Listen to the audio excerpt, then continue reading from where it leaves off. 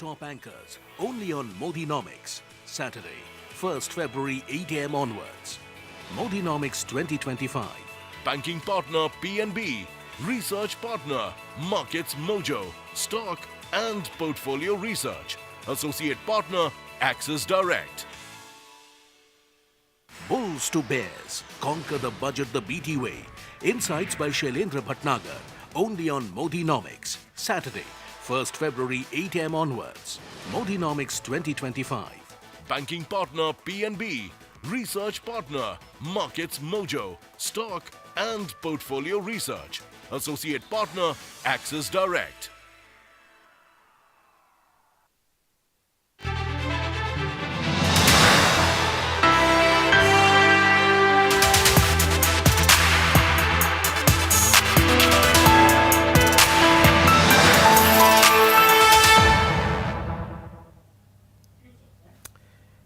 Good morning, ladies and gentlemen. Welcome to Business Today Television. The most awaited day for investors, traders and industrialists is upon us. Finance Minister Nirmala Sitharaman will unveil the annual budget for the next year to March 2026 in about 3 hours from now.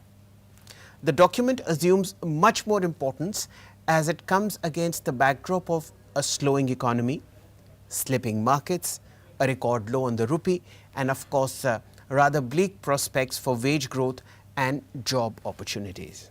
It was fitting that it was Prime Minister Narendra Modi that set the tone for his finance minister by invoking the blessings of Goddess Lakshmi when he said to bless the poor and the middle class. Against this background, ladies and gentlemen, let's look at what the markets are telling us. The chart, the daily chart of the Nifty is upon you. Over the last 5 trading sessions, the Nifty has risen from a 7-month low to post a 3 percentage point rally in the last 5 trading sessions. Remember, this is the first weekly gain in the last 4 weeks. The previous 3 weeks have been relentless selling by foreign institutional investors, which has pushed the index to its lowest level since the first week of June. Not only that, the last 4 months have seen foreign institutional investors withdraw about $80 billion from Indian equities for a variety of reasons, the primary one being overvaluation of Indian stock markets and of course the drawback that is coming in from rising US 10-year yield and the strong dollar. When Prime Minister Narendra Modi said yesterday that he was invoking Goddess Lakshmi to bless the middle class and the poor, that sparked a rally in Indian markets, and that is evident in how the Nifty FMCG index and the Nifty Consumer Durables index and the Nifty Auto index rose anywhere between 1.2 and 1.8%. But overall, the last 4 months have seen a consistent month-on-month decline on the Nifty. This, ladies and gentlemen, has not happened in the last 20 years. And now, it is the annual document which everybody looks forward to in the next 3 hours to unveil what the next 1 year could be. The market is basically looking at a path for continued fiscal consolidation, a rise in capital expenditure to about 13-14% over last year, and of course, something critically needs to be done to kickstart demand as far as rural and urban India is concerned. The middle class, ladies and gentlemen, is feeling the pinch of rising inflation, stagnant wage growth and of course now declining markets. What we will do today is a series of guests who will come before the budget and during and after the budget to explain the aftermath of the document. Immediately with us is Mr. Anurag Singh, Managing Partner at Ansid Capital. Namaste Anurag and a very warm welcome to you. I believe it will be the late hour in New York. It's a pleasure having you here and thank you so much for your time. What are the 2 or 3 main expectations that you have from Finance Minister Nirmala Sitharaman who will unveil the document at about 11 am India time? Yeah, good morning, Shalji. What an important day, and I think it is always nice to connect with you. Shalji, I think from a market perspective, I would say, market is foreseeing the slowdown in the economy. I think you refer to some of the things there, in terms of demand, the top line of the companies is stagnant for the last, I think top line is like mid single digits. That's the growth for the Yes. last 4 5 quarters overall for NSE 500 companies. So that indicates a significant general slowdown in demand in the economy. And I think companies are talking about it. I think from a market perspective, Shelji, we are saying that at least there should not be any bad news. What is the bad Yes. news of the markets? One is, higher capital gains tax and all. I think Yes. maybe FM would like to take a pause there. Yes. Second, Shelji, is, and you refer to it beautifully, the middle class, and actually, I don't know, we can debate that's not actually middle class, it is the rich class, because in India, let us look at the numbers, only 2 crore people pay taxes, right? So if those 2 crore, none of them can claim that they are middle class. So the middle class, usually the concept comes from Western countries, which is, which covers the middle 50 to 70% of the population, right? From 30th, 20th to 80th percentile kind of a population. That in India is pretty poor. So the middle class, which we refer to, is actually top 10% of the population or top 5, which is rich. However, but the fact remains that it is very heavily taxed. I would refer to some of the economists, and I think notably Mr. Surjit Bhalla came out with a very good op-ed on this in one of the papers. And he said that the taxation in India has reached effectively 20%, which is comparable to OECD countries, but we are not an OECD countries, right? We don't get those kind of benefits from the government, right? So it should be around 14-15%, which is the norm in the developing countries. It has gone a bit higher. And this includes state taxes and everything, right? So, that is the essentiality, that the people who are paying taxes, you call them whatever class, but they are the ones who get basically nothing in return, but they're just funding this constant government machinery. The taxes in the last 48 lakh crore budget, about 12 lakh crore is income taxes. So about 1/4 of the money comes from there. Another, about 15-16 lakh comes from borrowing.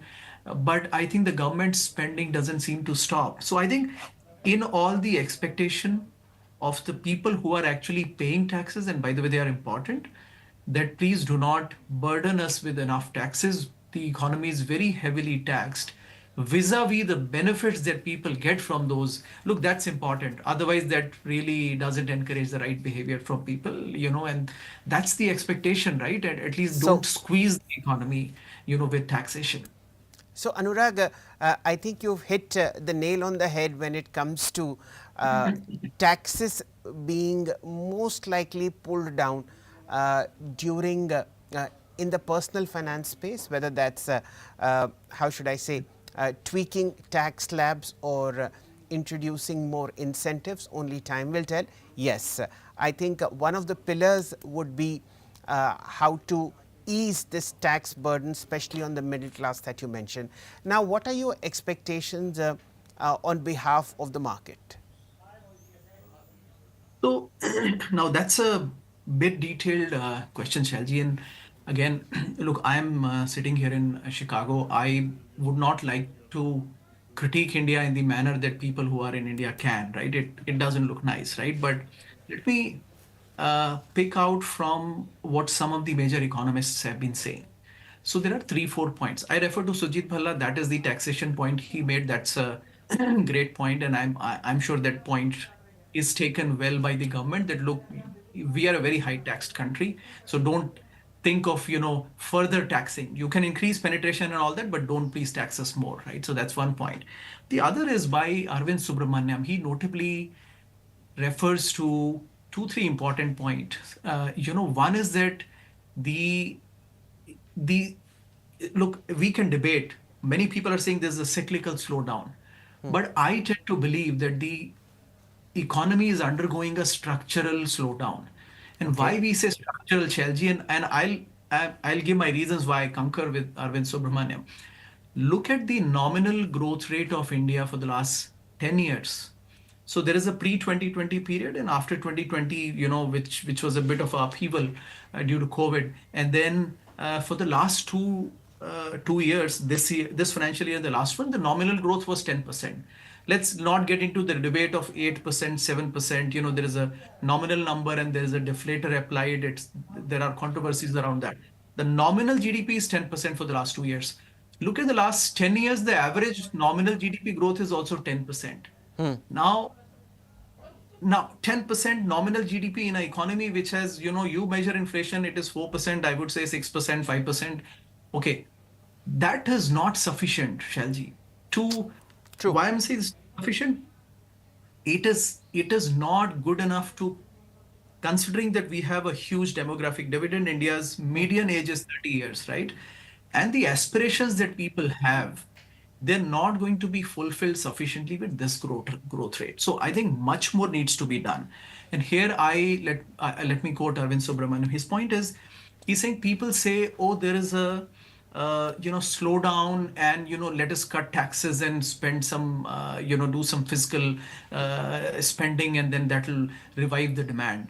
He's saying the demand is not there because people are not earning. There is a lack of organized sector jobs or sufficient growth therein, or there is lack of income. So structurally, because that's not there and that has never been resolved, we come back to this perennial nominal growth rate of 10%, which has become our... So, Anurag, just hold your horses. What we'll do is, we'll get our special correspondent, Karishma Asudani, to join us.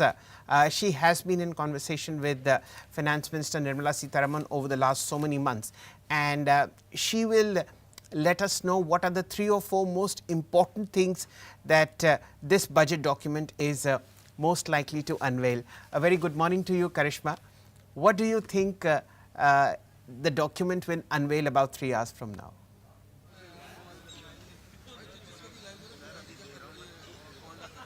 Well, I think the priority has to be on the review of the Comprehensive Income Tax Act, which is expected to be addressed in FM's speech today. Let's not forget that it was during the last full budget, post-election budget, that Finance Minister Nirmala Sitharaman had said that this task of 6 to 8 months of a comprehensive review is being done to get done with the redundancies of the Act and to make it simpler for the taxpayers.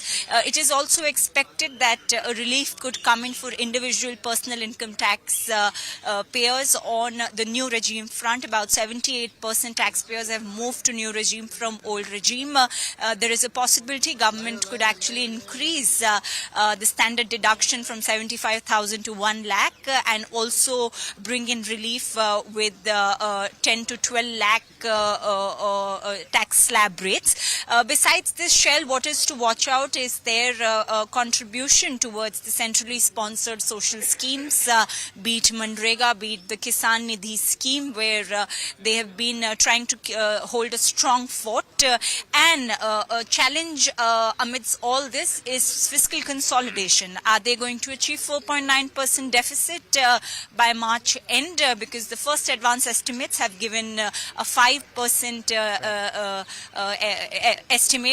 advance estimate, but the absolute difference, also because of the fall in their GDP growth seen in Q2, because of low consumption, low purchasing power seen in the past few months because of elections, is of concern, and their fiscal glide path. Amidst all this, all that's happening with the new US president and his say on tariff policies, and India's subtle digression from its China +1 policy and accepting China as actually an important player for investments, is to be watched out for.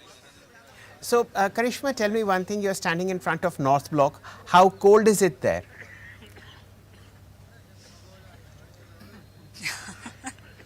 It's very cold here, and I hope the chills will not be felt when she is reading out her speech during the budget. Well, with that, Karishma, thank you so much. And we, of course, look forward to all the inputs that you will be providing us from the Parliament, from the North Block, and here's hoping that all of us get a much needed relief as far as taxes are concerned, and of course the government takes a lot of steps to ameliorate the pain that is there in the economy and of course bring in growth. Stay tuned with us, Karishma, we'll be coming back to you. Let's get Anurag back into the conversation. Anurag, you heard what Karishma has to say. Two things I wanted to understand from your side. There is this insistent and consistent selling by foreign institutional investors to sort of take advantage of any bump up that the market offers to press heavy sales. That could probably be because of the strong dollar and the hope and enthusiasm that the new US president brings into the economy. What is your reading of this FII sale number that we have touching about $84 billion over the last 15 odd months or so? Do you expect them to continue with this heavy sales in 2025 as well? So, Shalji, let's understand it from a perspective of a foreign investor. First of all, I think it's not it's in no way it is a reflection of, I mean, in some manner, some way it is, but, and I'll touch upon that point. But foreign investors, some money is permanent and some 20-30% money is always tactical. It tries to chase the next big story and the flavor of the year. And then, thereby, because within the emerging markets, first of all, China was, doing some fiscal and monetary policy action, so it looks little attractive. Other emerging markets, Argentina, Brazil, are pretty cheap and also showing promise. So relative basis, the money can move around. You refer to the valuations in India, which were, obviously not very cheap. So if good money is made, the chances are that the story doesn't repeat, especially after 3-4 years, right? So that's one thing. But let me just also refer to another report by one of the economists, which is, and now almost everybody is saying, look, RBI has been holding rupee in a range. It's almost like a peg for the last 2 years. Now, what is the reason of that policy? There are hypotheses around that. We don't need to get into that. The reality is, rupee seems to be 6 to 8% expensive compared to the dollar. And the depreciation is kind of overdue. Now, if the rupee is anyways imminently going to 90, 92, then why would somebody put in money just now just to see the 5% off just because of depreciation? So that is the immediate reason why some money or on the margins also might be getting pulled out. Added to the fact that, the markets were rich. And third is, of course, the earnings are now not growing. We told you, for the past 5 quarters, top line growth is 5 to 7%. The earning growth is pretty much flat. When that is the scenario, then I think markets also need to take a correction. It is just the domestic money which is keeping it afloat. Otherwise, I think the sensible thing would have been, Shalji, to take a correction. Look, this is not a national reputation at stake. Market is buy and sell. If there is no value, then you should drop. There's no prestige on this, right? Ultimately, we are all there to make money. Absolutely. And I think that's very well put, that as long as the rupee does not find its correct level to float, you will see foreign institutional investors pull out money piecemeal or in a consistent fashion that they have done. And absolutely, this 40,000 crore rupee that is coming in on a monthly basis as systematic investment plans by retail investors is one of the main reasons why you haven't seen a very sharp fall, but a normal gradual decline in many indices. The Nifty itself has corrected about 10 odd percent over the last 4.5 months. The bank Nifty has fallen about 15%. Corrections on small caps and mid caps are far higher, and sectoral indices such as the auto index and of course FMCG index have fallen even more sharply. That's very well put, Anurag, that ultimately we are here to make money, and the fact that valuations matter is something that crores and crores of new investors who've come into the Indian market over the last 4 years are now realizing. These are bull and bear cycles, and that is how it happens. What we'll do, ladies and gentlemen, reach out to Chetan Bhutani. He's the associate editor at Business Today Television, and find out from him. He tracks two major components of the economy, the infrastructure as well as the auto segment.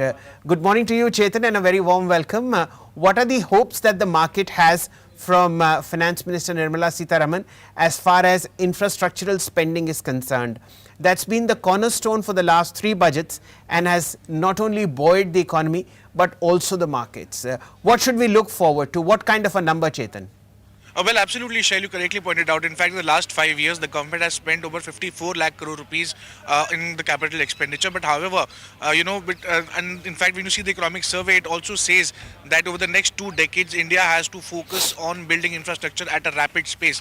Again, the budget for 2025 will be focusing upon the infrastructure spending and of course capital expenditure as well. What we have learned at Business Today is the fact that approximately 5 to 8% hike is what the Ministry of Road Transport and Highways will get. Nirmala Sitharaman last year allocated about 11 lakh crore rupees for the budget for the entire year spending, but now Railways also is likely to get a little bit more allocation in the budget over a highway sector, because the government plans to develop more greenfield and brownfield projects to have more dedicated freight corridors, develop more bullet trains, so that, and 30,000 crore rupees worth of EPC contracts are pending, and to push in private investors and the private investors into the railways and the highway space, the government needs to spend more and bid out more projects. So the government will be doing its due. What my sources have told me is that in the budget that will be presented at 11 a.m., the finance minister would be pushing heavily for more capital expenditure and more capital allocation for the infrastructure space. Right. So about a 10 to 11% uptick on capital expenditure allocation, which could be to the tune of about 11.30 lakh crore rupees. And that, ladies and gentlemen, has kept Indian equities, Indian companies afloat over the last maybe 36 to 54 months. Look at how railway stocks have appreciated. Look at how the smart rally has come into companies such as ABB and Siemens. Of course, for the last 4 months they've corrected, but overall the CAGR for this sector has been phenomenal. Now, Chetan, to a sector that you and I love, which is the auto space. You track it, and I enjoy driving a lot of cars. Now tell us, what are the expectations that the automobile space has from the government of India as far as the budget document is concerned? Not only is the auto sector a very large employer, it is also a massive contributor to GDP. Chetan. Well, absolutely, Shell. India is now in the top 5, auto manufacturing in India, and of course, in the last budget in June 2024, we saw the government did not allocate much of an amount for the auto space. However, what we understand from our sources is the fact that this budget that will be presented at 11 a.m. could see more allocation for the 3 government schemes that the government focuses upon, which is the PM E-Drive scheme, of course, for the electrifying vehicles, the FAME scheme, which is of course for faster adoption and manufacturing of electric vehicles, which is including more allocation, more incentivizing, giving more subsidies for manufacturing EVs in India, and of course its components in India. That is why, Shell, you're an expert here, but you know how the component manufacturing market is of course growing into the space. So the government with these 2-3 schemes and higher allocation here will definitely drive more growth in the auto space.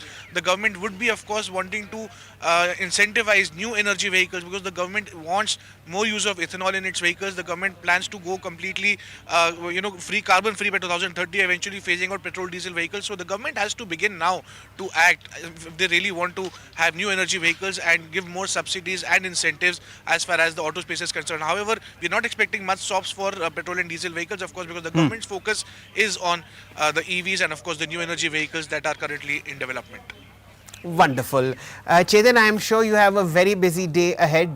Chetan incidentally joins us from Vijay Chowk, where Chetan and Karishma would be tracking the budget next to the parliament, and of course all the major updates that will be coming in will be via them. Thank you so much, Chetan and Karishma. Have a nice day, and I'm sure it's going to be very, very fruitful and very, very enjoyable.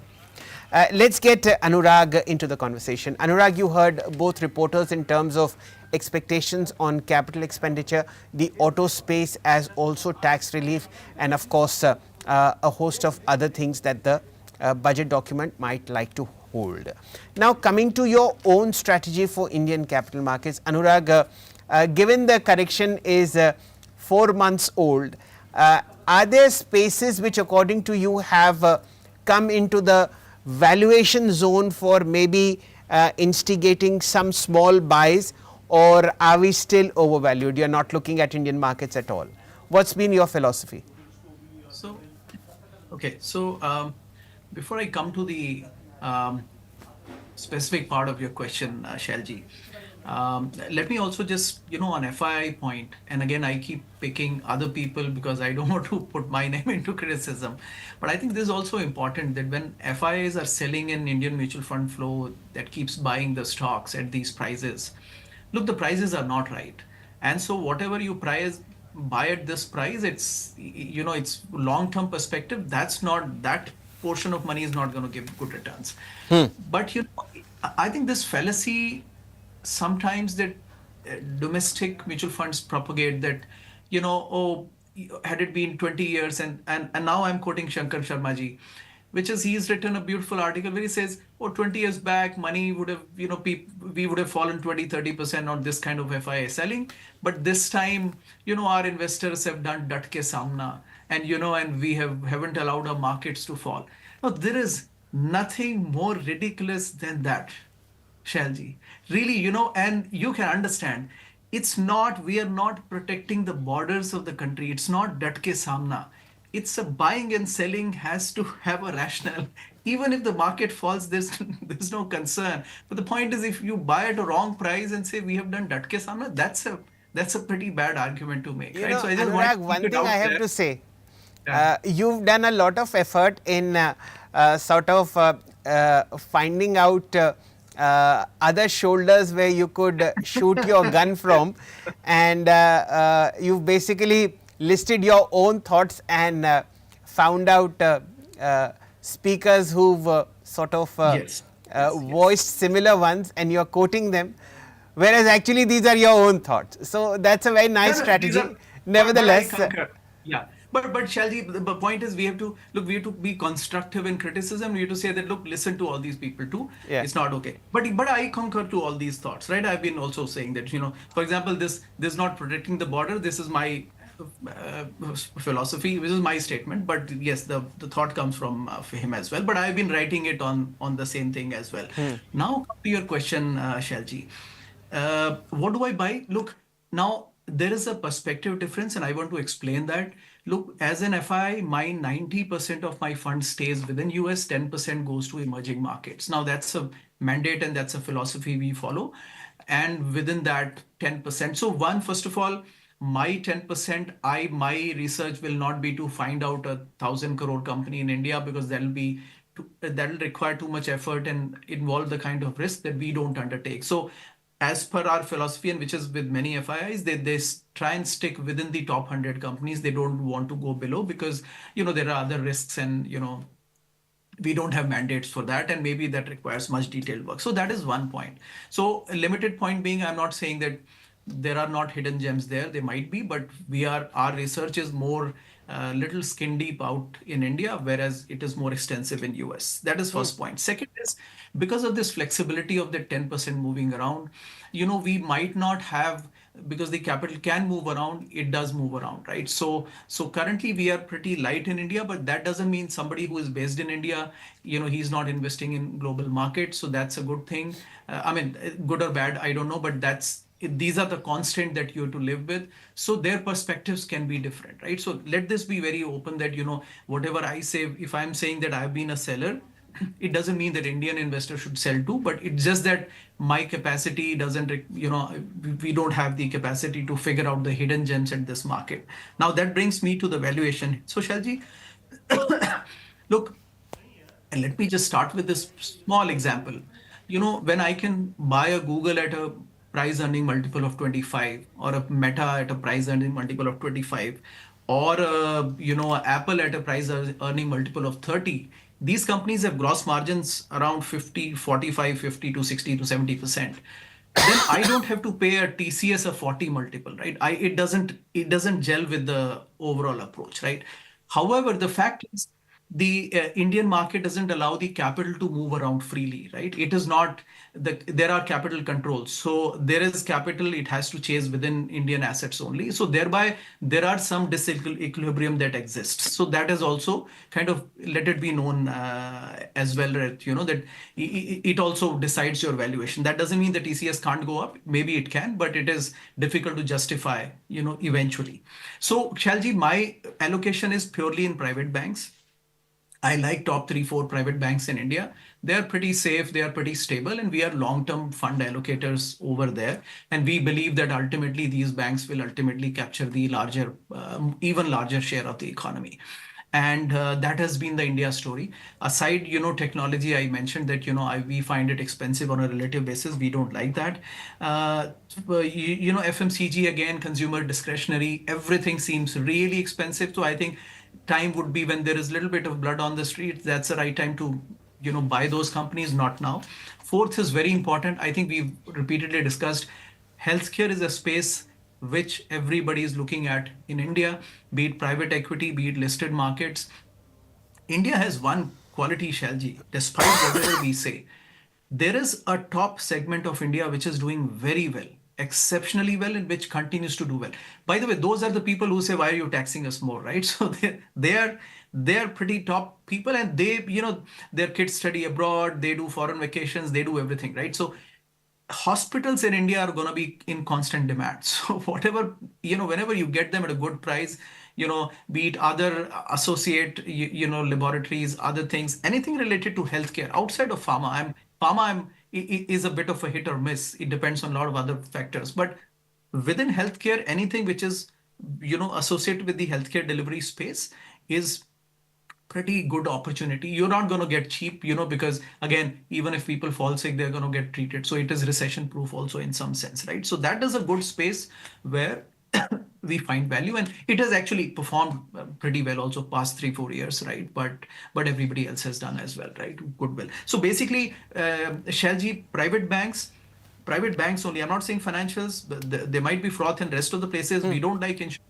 Insurance, typically, my sense, life insurance companies will not perform. They have not performed. Maybe that's a larger discussion, Bill, but only private banks and healthcare currently seem to be of good value.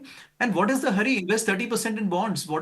If you made good money for 3, 4 years, please, okay, if I want to leave the viewers with one thought, and my belief is that India wealth is created within Nifty 50, Nifty 100. Don't believe the other 400 companies. They've historically not created wealth, except for the past 4. So that will correct. That's my kind of leaving message, Shalji, I want to leave with. Thank you so much, Anurag. It's been a pleasure listening to your views, and I hope you'll visit India soon, and we'll catch up on a couple of cups of coffee and dive deeper into valuations of the US market, whereas valuations of the Indian market. In fact, the economic survey actually points out that valuations are rich in the US markets, and if there is a correction there, then it will be a pain point for Indian stocks too. Be that as it may, thank you so much for your time, Anurag, and I hope you have a nice evening. Thank you, Shah. Okay, ladies and gentlemen, let's head back to the Lal Street, where two of our very good friends and guests are now joining us. Gaurang Shah, Senior Vice President for Geojit Financial Services, is with us, and is also Shivani Sarda, Technicals and Derivatives Analyst at Motilal Oswal Financial Services. A very good morning to you, Gaurang, and of course a very warm welcome to Shivani as well. With your permission, Gaurang, I'll start with the lady, and we'll take this conversation forward. Namaste, Shivani. What a pleasure to have you right there early morning. We've had 5 days of decent gains on all sorts of indices, all sorts of stocks, whether they are high beta, whether they are FMCG, whether they are pharma, whether they are index heavyweights. Is the worst behind us as far as the correction is concerned, or is this a dead cat bounce? Very good morning, and thank you for having me, Shelji. So we've seen that, the markets have witnessed an excellent recovery from the last 4 trading sessions. Bulls are definitely back on the street, and somewhere the pain point is looking, to be over right now. We're looking at, unwinding at 23,500, which was quite a short covering move that helped the index with strength. India VIX has also cooled off before the event itself. So overall, strength is going to continue over here, and we are heading towards 24,000 levels with a crucial support at 23,350 marks. Okay. So index is all set for a good up. Wonderful. In fact, the cheer that the last 5 days have brought to the market has been much needed. We've had terrible 4 months, and it's never happened, ladies and gentlemen, that the Nifty has corrected for more than 4 months in a row, and that is what Gaurang will answer. A very warm welcome again, Gaurang. 4 consistent months of selling. For the last 22 years that you and I have been in the market, this is a new record which we hoped that the market would not hit, but it has. What now, and what are the 2 or 3 major expectations that you have from the Finance Minister, who will unveil the budget over the next 2.5 hours? Thank you, Shelji. Morning to all of you all, and good to be on this platform interacting with you. Expectations are always one too many, Shelvi, when it comes to budget. Knowing the fact that the Honorable Finance Minister has got her own limitations to deliver, but nevertheless, expectation to build up. So before I go on the expectation, the 4 terrible months that you spoke about was after almost 2.5 years of super phenomenal returns from the market. Yes. So I don't think anybody has to complain. Point number 1. Point number 2, despite of that historical lifetime high sell side figure from the FIs, we've corrected just about 12 or 14%. I'm taking the low of 22,800, which we saw very recently. So again, no reasons to complain. In terms of expectations, so, of course, certain sectors will be spotlight in the budget: defense, infrastructure, power, railways, and pushing the consumption theme, because that has gone to a new low, both in the urban, semi-urban, rural India, on all 3 sides. So I guess that's where the Honorable Finance Minister will touch upon certain policies to make India much more attractive in terms of long-term FDI. When I say long-term FDI, I'm talking about 10 years, 15 years, 20 years and beyond.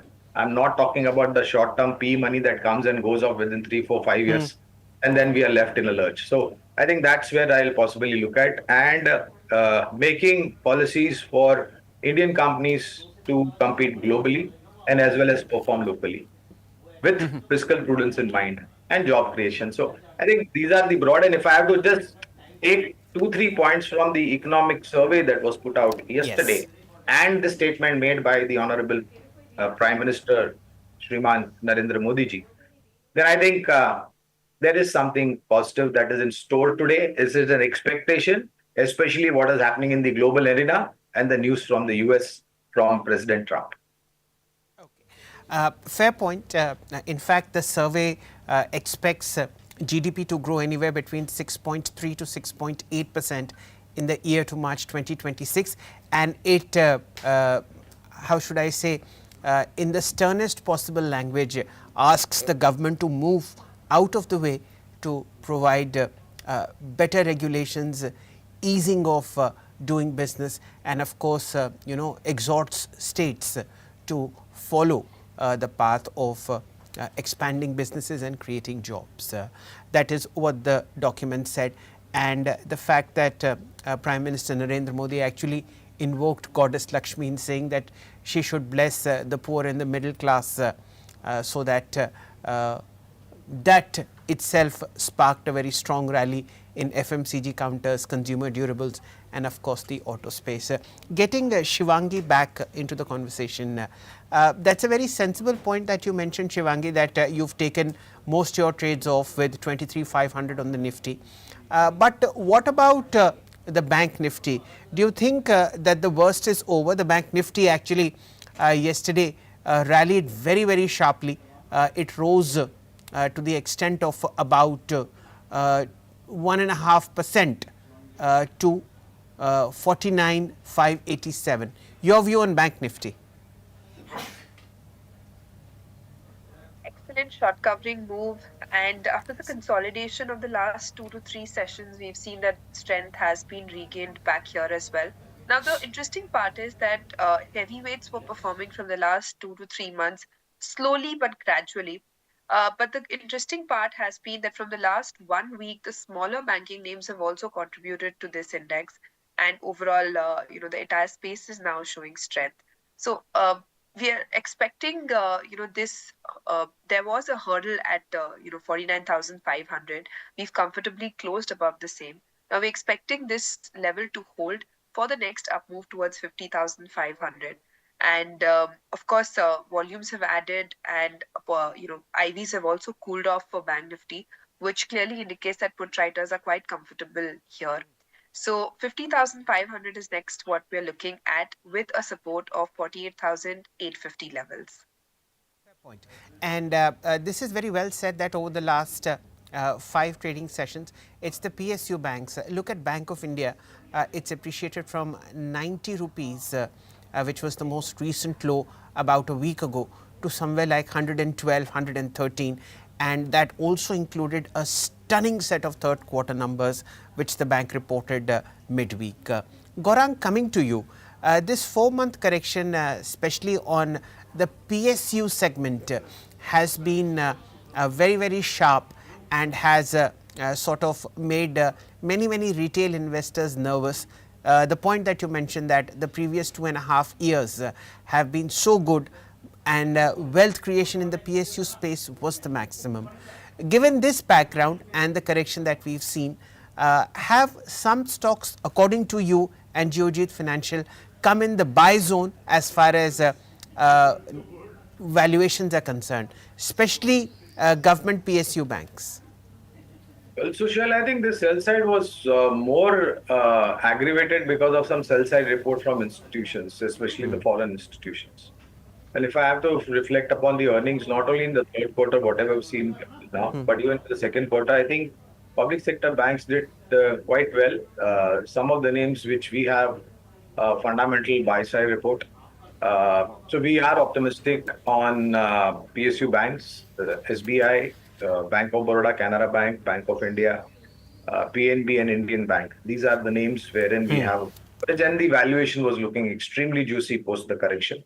And if you reflect the earnings, then I think it was screaming for a buy-side long-term investment idea. We maintain our stance, and we expect the entire banking sector to do well, both public as well as private, including some of the strong NBFC names which are diversified, or maybe some housing finance companies and small payment banks. Other than that, we are positive on oil marketing companies, oil exploration companies, and we are positive on defense-related themes, power-related themes.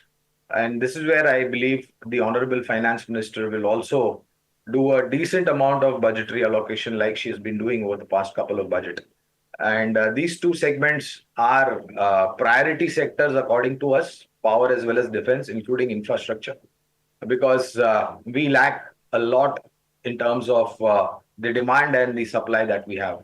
And of course, being self-reliant as far as exports, I beg your pardon, imports of defense equipment was concerned 3 years back. Now it is much better. So I expect these sectors to do well, and we remain positive on defense, oil marketing companies, public sector banks, and some of the names in engineering side, names like Engineers India Limited, positive there as well. Okay, I'll request Shivangi to keep her view ready on Indian Bank and Bank of India. Meantime, I'll request the PCR to fire the long-term chart of Indian Bank.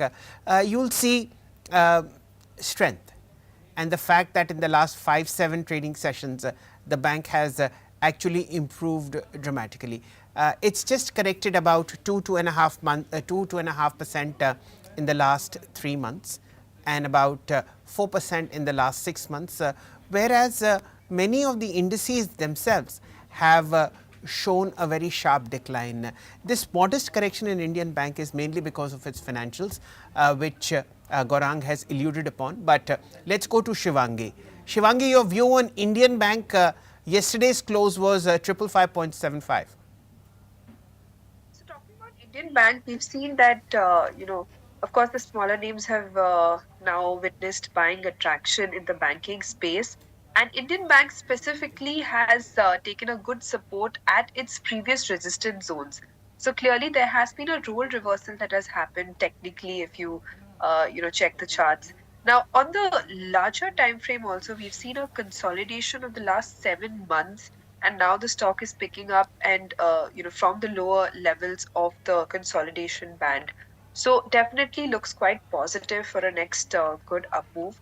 Now we are, witnessing some sort of volatility. Of course, the budget volatility cannot be ruled out. But of course, we are expecting good targets over here, and one could play this swing for 575 odd levels with a support of 550 zones. Okay, Shivangi, I'm going to come back to you to ask your top two picks before the budget speech. Meanwhile, Gaurang, given the backdrop that you've mentioned in terms of hopes and expectations from the budget, any two stocks that you would be, how should I say, looking positively till about 11 a.m.? You're throwing a difficult question at me, Shell. Not a guy who can answer for the next couple of hours. But yeah, if you ask me from a long-term point of view, keeping budget in mind and keeping the infrastructure growth story that I just alluded to in my opening remarks, I think something like we cover a lot of infrastructure companies, but Yes. if I have to pick one, then I think NCC Limited would be the one. Okay. There is a lot of expectation for APT, that is Andhra Pradesh and Telangana region, and Yes. this based out of there. So positive over there on the fundamental side. And if I have to look at power theme, then I'll give you three instead of two. Okay. Tata Power would be the other one in the power generation side, transmission as well as EVs charging stations. And from the defense side, a stock that was a flyer yesterday, BEL, Bharat Electronics Limited. So these would be my three budget themes, if you will, not from 4 hours point of view, but from a long-term point of view. Fair point. You know, Gaurang, very early in my life, I realized asking questions is easier than giving answers. So I have stuck to them for a very long while. And of course, very well put. BEL, very, very strong show day before yesterday as far as the quarterly numbers are concerned. Let me just show you how Finance Minister Nirmala Sitharaman is now approaching the steps of the Ministry of Finance. She'll be just getting off the car and proceeding to brief her cabinet colleagues on the broad parameters of what the budget document will hold. And from then on, she will proceed with her team to the parliament, to the new parliament, and unveil the document. Reporters are now in front of this wonderful structure where I've spent about 20 years of my life manning this gate and looking at, hoping for very good news to come in. But that's how it is, ladies and gentlemen. The Finance Minister will very quickly make her appearance with the budget document, holding it in that red folder, and with her will come the entire team. What we'll do, PCR will just keep on playing these visuals in the side, and we'll keep our questions running. There she is. She walks into the Finance Ministry and will be out very shortly with that red document which contains the budget speech. Shivangi, coming to you. Two stocks for today. So on my radar is, from the consumption space, the first being Tata Consumer. We've seen that there has been excellent short covering move over here. The stock has bottomed out on the weekly basis as well. And now 970, which used to be a previous hurdle, now is acting as a good support. Stock is very comfortable above its key 50 exponential moving averages on the daily frame as well. And looking quite positive. The volumes confirm that the price up move is sustainable. So 1065 is the targets that we're looking at for Tata Consumer with a support of 1000 levels. Now the second pick will be IRCTC. Of course, around the budget, we see there is a lot of movement in this counter, and it's giving a breakout from the downward sloping trend line, which means a trend reversal here on the larger time frame, and RSI is turning positive for this one. So quite positive, and we are expecting 850, 860 odd levels over here with the support of 805. Fabulous. I think IRCTC was the stock of the day yesterday from the railway pack. It did phenomenally well, and as pointed out by Shivangi, it was amongst the top gainers. Tata Consumer as well. Two stocks that require your attention, Shivangi, is BEL, a very strong breakout post earnings, and the stock rose about 5.5% yesterday, if I am not wrong, and about 12% in the past 5 sessions.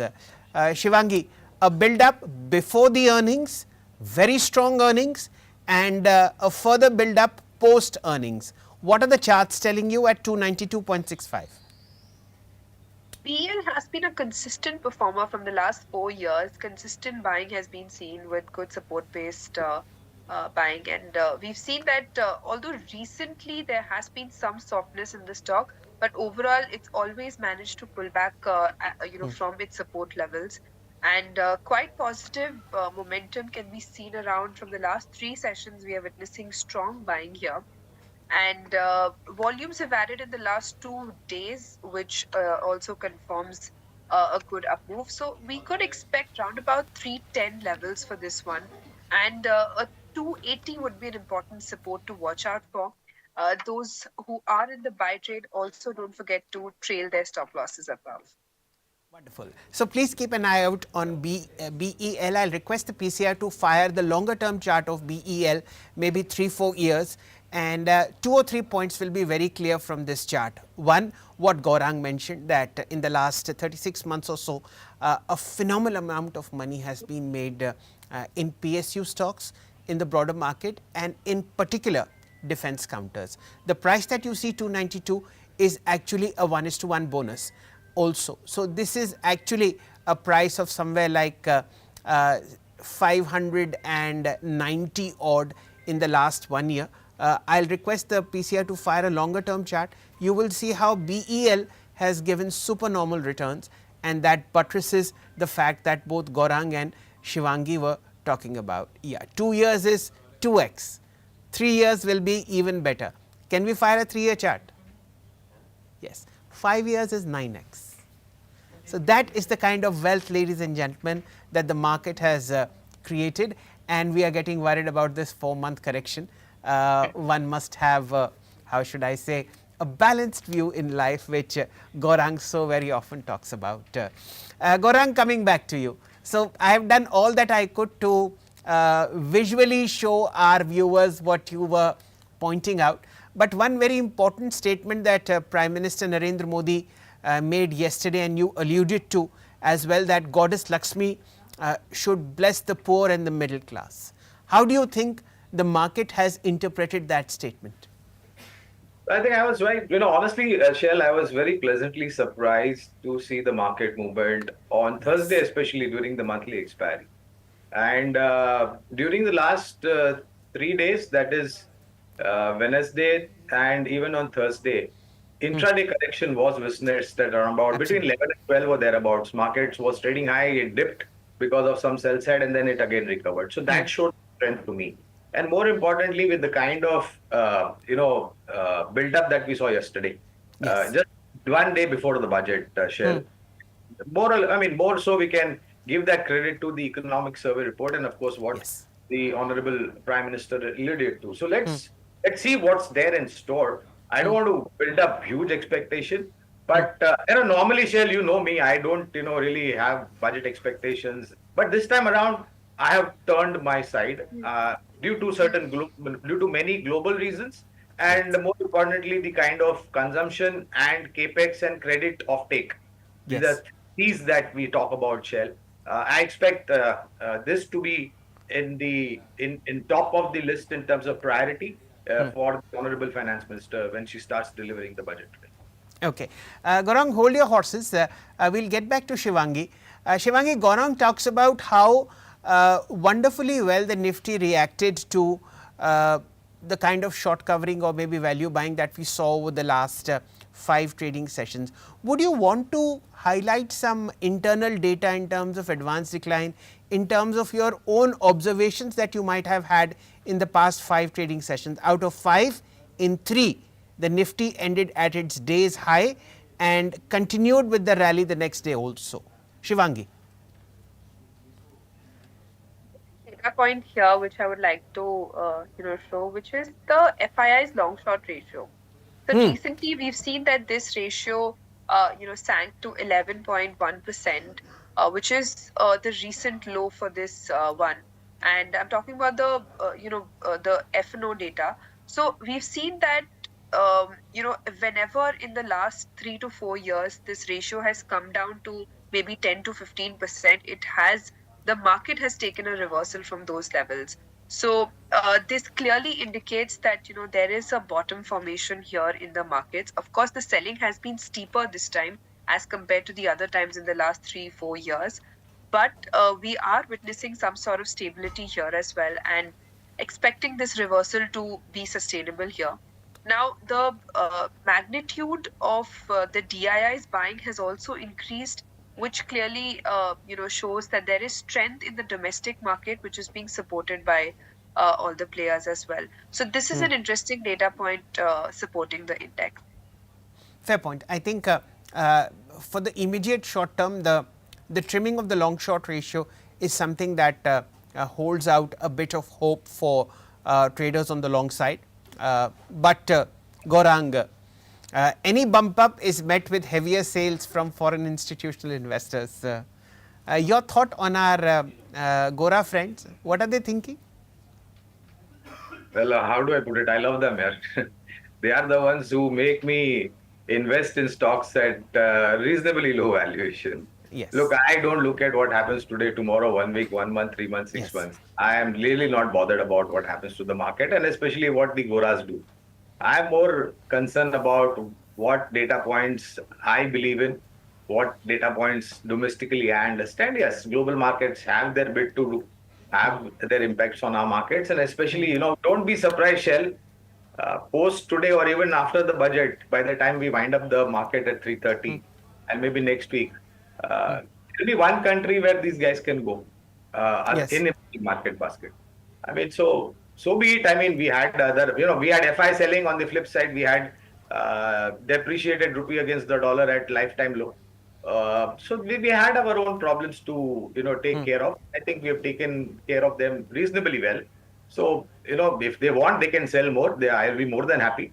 But I think they will turn tables, because I think from today onwards, if the budget delivers on the expected lines, and if the earning growth for the third quarter reflects on the fourth and the next financial year, then I think India would be the destination for the green bucks to come back.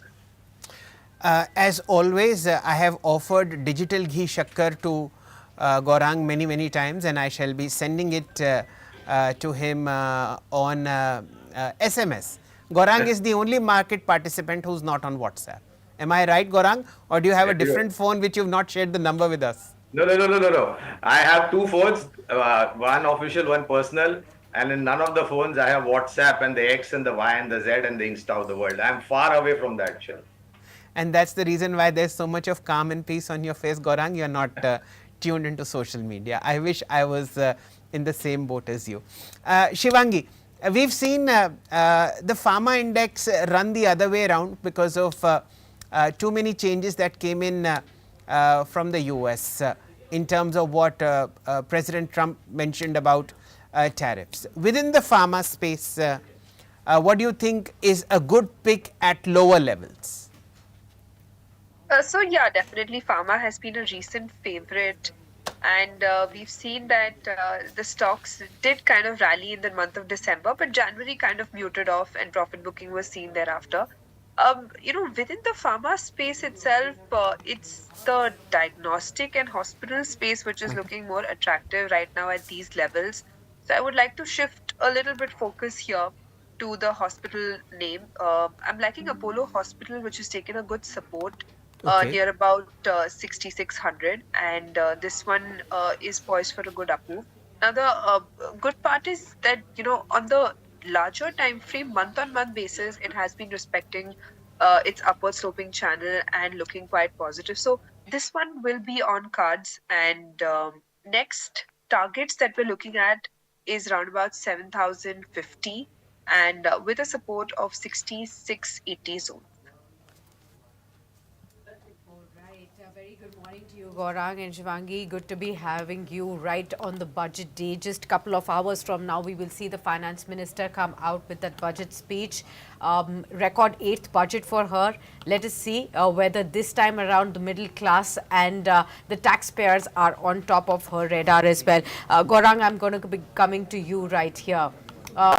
Do you think a lot hinges on this budget than the previous budgets? Because this is the time when we're actually hoping for some sentiment boosters to come in. 4 months of a long losing streak for the markets right here, something that's not been seen for over 20 years. Can the budget really turn the tide for the markets and for the D Street? Actually, and morning to you as well. So my understanding is, and I was just speaking to Bhatnagar about my views on the budget. So my sense is, Sakshi, that budget is not the only platform wherein reforms and policies can be delivered. We've seen that in the past also. Post-budget, government has formed policies, have taken steps and measures, changed certain regulations to enable the growth and push the GDP and consumption to the next level.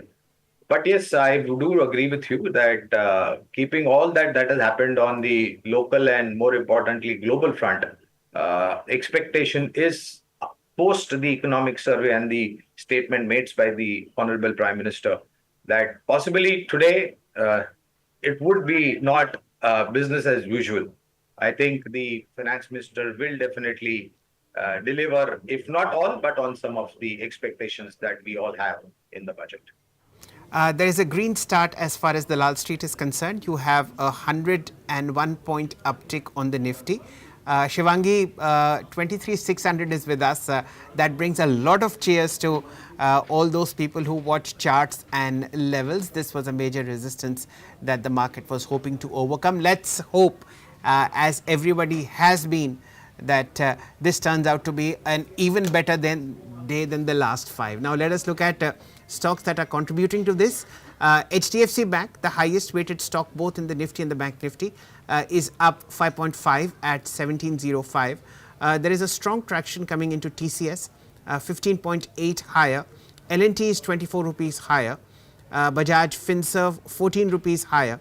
There is a mild red tick on Hindustan Unilever and Infosys, down about 4 and 4.5 rupees respectively. A green tick overall in the top index heavyweights. Let's shift focus very quickly to the F&O space. You have the infra space, ladies and gentlemen, doing pretty well. IRB Infra, I can't remember the last time I saw a 9% uptick on it, 63 rupees for you. Shriram Finance buzzing 3.4% higher. Polycab, Adani Green, Siemens. I think infra will be a very, very big play today. Bit of an uptick on Sun Pharma as well, 1752, and a quick dive into NSE 500, then we'll go back to our guests. Okay, so it's power and infra all the way. IRB, JP Power, Power India, Suzlon, these are the names that I see in top shape. Thermax up 3.5%. So that's how the market has opened. The Nifty now 70 points higher, 23,567. A quick look into defense.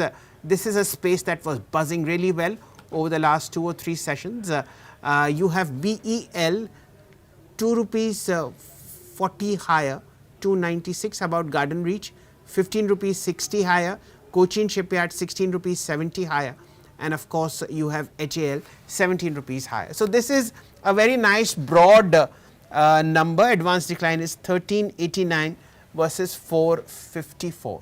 Sakshi, anything that you are observing?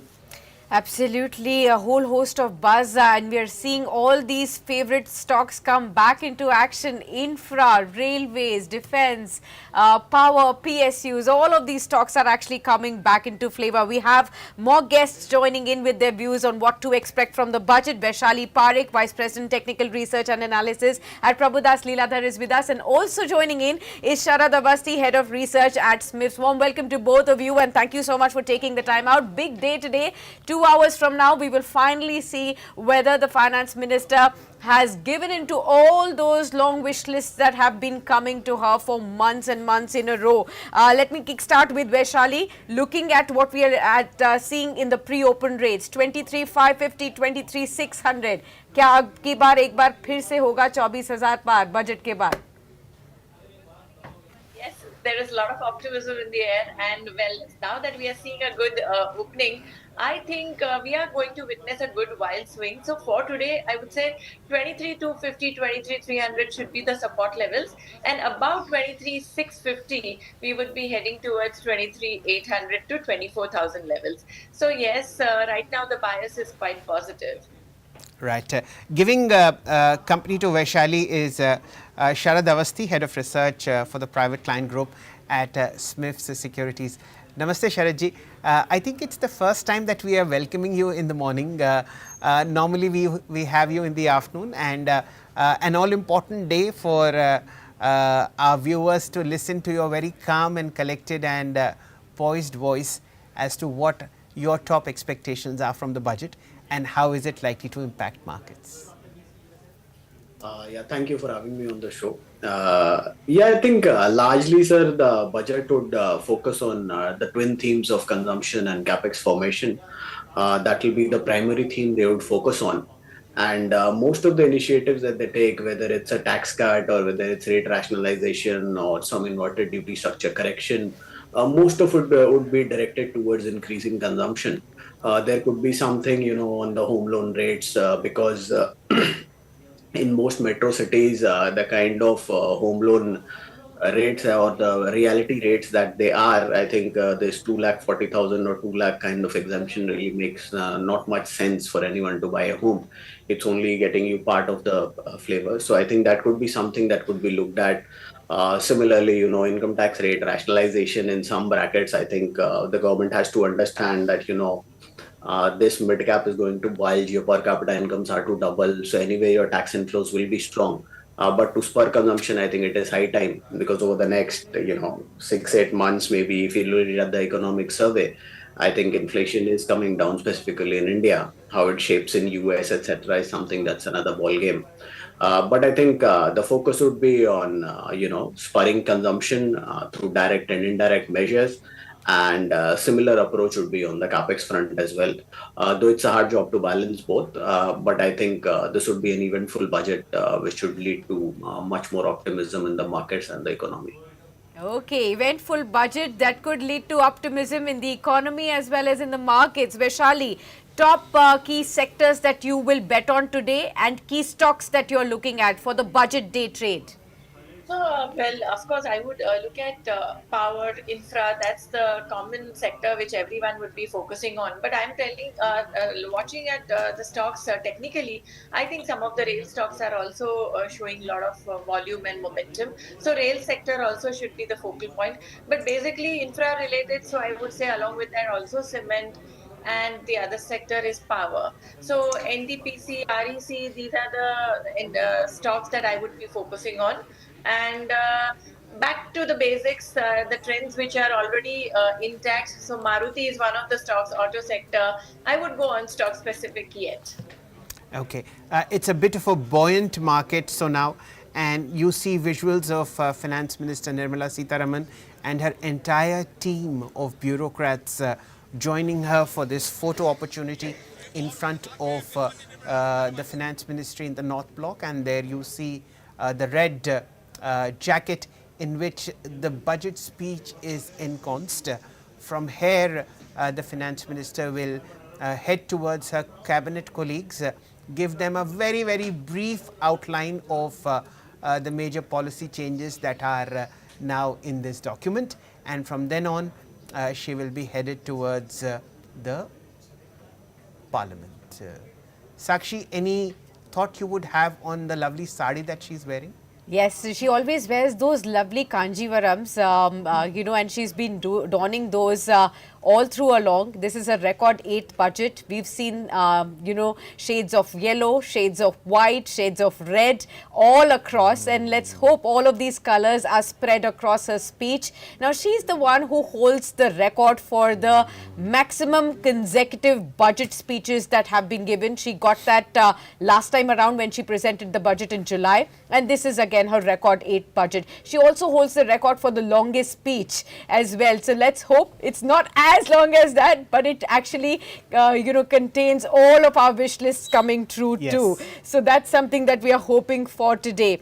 All right, let's look at the markets now. All the sectors, I think barring just a slight loss on oil and gas, rest of it looks in fine shape in today's trade. 23,528, we are a 20-point uptick. So we are going in with slight nervousness, I feel, and we are edgy, but let's hope if things turn positive. Sharadji, to you. Where do you think the maximum allocation, increased allocation will come in this budget? Everybody is clamoring for, boost consumption, give us higher capex, improve manufacturing. Those have been the key pain points in the economy. But what specific sectors, if you can mention, will be mentioned in the speech today? I think infra, healthcare, tourism, it would be the same line that they would beat on. Defense obviously will be one of the key sectors to invest in. From the government's point of view. So I think the top priorities will remain very clear. Maybe you would have some, more impetus given to schemes like Manrega, etc., because to spur consumption on the rural side of it. And I think largely it would be a focus on infra, healthcare. Inclusivity will continue to be a theme. I think there should be some focus on the bottom of the pyramid. That is one space which has been languishing some time now. So I think this is a mix. I think sector-wise it would be defense, railways, infra, healthcare, tourism. These would be the key sectors that the government would be looking at. Right. Sharadji, your view on the fantastic set of numbers that BEL reported day before yesterday, as also on the stock price? I think the numbers are pretty good, and defense companies will occasionally, surprise you as well as disappoint you because of the lumpy nature of the revenue booking that these companies do. I think BEML probably is the one which will have a more balanced approach and not have lumpiness in the numbers. But most of the other companies will have lumpiness because these are large gestation period orders. And the quantum is also large. So when the revenues are booked, it might show up in one quarter, might not show up in a few quarters. So you might get disappointed. But I think if you are holding to these stocks with, 1.5 year kind of horizon, I think it would be difficult to make money out of this. Maybe a BDL, Cochin Refinery or a HAL is available at attractive valuations. But rest of the pack, I think it's a bit fairly valued for an 18 to 24 month kind of view. And it would be difficult to make more money out of these ideas. But the big trigger could be if some of the export orders culminate into wins, then I think there could be further re-rating. I think that is the big trigger these companies are waiting for. But 1.5, 2 years, I think maybe across the board, most of them are priced to perfection. Okay. Vaishali, your very quick view on BEL. There was a build-up on the stock before earnings. And post the earnings, it's on a flyer. So, technically, I would say compared to all the other defense stocks, this is still a healthy chart. And I would say, 250 acts as a very good support. And we saw this stock retesting just a few days back. And from there on, it has surged. So, I think now near-term hurdle comes at around 300 levels. Once we see a decisive move about that, I think it's back on track for a target of 320, 330. Okay, in fact, Shell, you were pointing out to the lovely sari that Finance Minister was wearing. I stand corrected, it's not a Kanjivaram. Why? Because Finance Minister is wearing a sari that was gifted to her by Padma Shri awardee Dulari Devi in 2021 for her Madhubani art, and that is what she is donning. There was a request from Dulari Devi for Finance Minister, if you could please wear her sari on the budget day, and she has granted at least that wish for her, and I'm sure she will be the happiest today. Remember, this also if we were on India today, I was there a little while ago, they would have tried to look at some reading of the fine print and saying that is there something coming in for Bihar. Last time around there were big announcements for their coalition partners. This is the first big budget in the full Modi 3.0 or NDA 3.0, if I must say, it's coming in. So I don't know if something of that sort is coming in the budget. So Sakshi, I've been married for more than 2 decades and I know that one must never correct a woman. I knew it was not Kanjivaram, but I kept quiet. But beautiful sari right there, Madhubani art, and Dulari Devi must be so excited to see that Finance Minister has granted a wish. Arun Kejriwal is with us. Okay. As far as the market expectations on the budget day are concerned, Arun, warm welcome to you and thank you so much for taking the time out. You've been seeing budgets after budgets. You've been seeing various governments present the budget and you've seen how the markets react to them. Does this budget really have in it to pump prime the economy, to put the GDP growth back on track and to also lift the D-Street spirits? Too much to ask from a budget? A very, very important question. So let me give you a couple of points on it.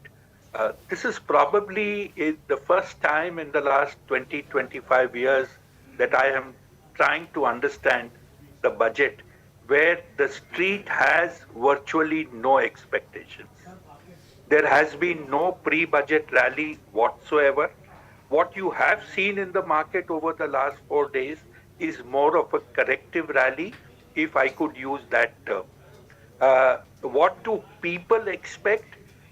Some changes is personal income tax, where the bottom of the pyramid, you call it the middle class, you call it the lower middle class, have more disposable income. Of course, industry expects every time, some benefit or the other, and there are wish lists. But the number of wish lists that normally get sent are missing this time. So this is the budget where the street could get pleasantly surprised, in my understanding. So this is a make or break budget for Nirmala ji, and as it is the opening budget of 3.0 for Modi, I believe one should look at it a little more carefully because the fine print will say it all. Right. Namaste Arunji. I'll just take a detour into the markets which have opened with a very strong advance decline ratio. 1418 shares are in the green versus 428 in the red. Across the board, Sakshi and I track 19 indices for you. 16 are in the green and the uptick is led by none other than the Alpha 50 index, up 1.5% at about 50,678. So that shows the mood of the market ahead of the document, which will be unveiled at 11 a.m. Across the board, you see a very strong uptick coming in. As far as the index heavyweights are concerned, look at Larsen and Toubro. So it's going to be an infra day today, and across the board, you see a lot of infra stocks doing pretty well. L&T is up 17 rupees, 35.78. In terms of top gainers, you have Inox Wind. Again, the renewable space up 10% at 185. You have Suzlon 4.5% higher at 60.77. IRB Infra 5% higher. KNR Construction 4.4% higher. And the entire railway space is abuzz with gains. Railtel Corporation 3.7% higher, 422. Jupiter Wagons 4.5% higher. Rail Vikas Nigam Limited 4.7% higher. Arunji, I know it's a tough ask, but between now and 11 a.m., is there something that you're looking at positively in terms of stock prices? I don't think one should bother about what happens over the next 110 minutes. It's mere speculation. It's market players trying to make a quick buck even before the budget starts. The action would start only once she starts. The first 5-7 minutes will give some idea of what she's going to do. Anything that happens now, it's like those advertisements that you see in a theater before the main movie starts, or maybe some trailers. Okay, Sharad ji, let me come to you as well. What is the one big number that you feel the budget will be or the markets will be reacting to? There were years and years when the markets would either, crash or surge just on this one number called fiscal deficit. From the last few years, we have been given to understand that it is important to pump in more money into the economy, even at the cost of fiscal deficit. Right now, the glide path to 4.5%, do you think that will be important for the markets to really look at? Or do you think all these asks on tax relief coming in, on welfare schemes, because we are in an election year again, how would you really look at all of these? I think the fiscal discipline path will remain as it is. This government has always been very clear, barring the post-COVID era, which is a special situation kind of position. But if you look at it from 2014 till date, they have adhered to the fact that they want to remain on a fiscal discipline path. During these last 4 years, post-COVID, obviously your borrowings etc. went out of the way. You needed abnormal measures to just stay afloat. So it's like a person drowning, so then you really don't care about health and all that, what costs you're incurring, but you just want to save that person. So I think this was a very dire time where special requirements were there. But other than that, if you look at the way the government has been run, I think they would continue to streamline the fiscal deficit, and as you mentioned, they would want to be very straightforward on that. And regarding most of the tax cuts, etc., yeah, I think the pocket rebalancing they will have to do. But to spur consumption, I think they will need to cut pockets somewhere. But largely, it will be focused on consumption and capex. And whether it will be at the cost of higher fiscal deficit, I don't think that will be the case. Maybe some areas will have some cuts here and there. That will help in spurring the tax cuts, etc. But not at the cost of higher fiscal deficits. That I think is a certainty with this government. Arunji, this is a touchy topic as far as all those investors who've come into the market post-COVID. This consistent and insistent selling and profit booking that we are seeing for the last 4 months. Do you think the worst is behind us as far as 2025 is concerned? The economic survey actually makes a very valid point that even the US markets are at euphoric levels, and any correction there in this calendar year will have a similar impact on the Indian markets. Where do you stand in this debate? So, Shell, without trying to contradict you, let's understand 25, we have just completed 1 month. We have 11 months to go. जैसे हिंदी में बोलते हैं ना, picture अभी बाकी है, बहुत कुछ होना है इस साल में, and you have certainly touched a touchy topic. The investor base has more than quadrupled since the time of March 20, and unfortunately, these people are experiencing a period of correction for the first time in their lives as investors. Just to give a statistic for all it is worth, this is the first time in the last 24 years when markets have fallen for 4 months in a row consecutively, something that has not happened since 2001. It's not just any other period. To your question on whether we have seen the worst, certainly not. Let's understand what happens in America will have ripple effects here. We have already seen foreigners continuing to sell, FPIs selling, bond yields are at rates which are higher than the Fed interest rate, etc., etc. And this is probably the first time when even on selling, they are able to sell at reasonable prices without breaking the market, because we have a very large base of investors who are willing to buy at any price. So this is a God-sent opportunity for FPIs, where without disturbing prices, they are getting an exit. So I think the worst is yet to happen. It doesn't mean that markets will fall 10, 20, 30%. It is just that this kind of depressed prices, markets going nowhere, having a downward tendency will continue for a large part of this year. Absolutely. Vaishali, let me come to you. Again, we are looking at some buzz in the markets around the themes that we are expecting some relief on. The PSU space, railway space is buzzing. Some of the defense counters are buzzing. Infra we did discuss. Real estate, that's buzzing. Maybe some announcements on affordable housing can kick in. What can you pick from the PSU basket particularly in terms of where the action could come in? So actually, see, BEL continues to perform well. Besides that, I think look at stocks like CEFC, NBCC. They are all showing PFC, Power Finance. They are all getting into momentum, and of course, not to forget this Hoodco. We have been recommending this stock as a budget-friendly stock right from 225 levels. It's again surging high, so I think these are the stocks which are showing momentum. And fertilizer stocks like GNFC and FACT, well, yes, and IRFC, many of these stocks are showing momentum. Absolutely. These are pure budget plays, ladies and gentlemen, and they are frothy on about 1.5, 2 hours before the document. Remember, there were glory days which all of us have been privy to when the pre-budget rally started soon after Christmas was over.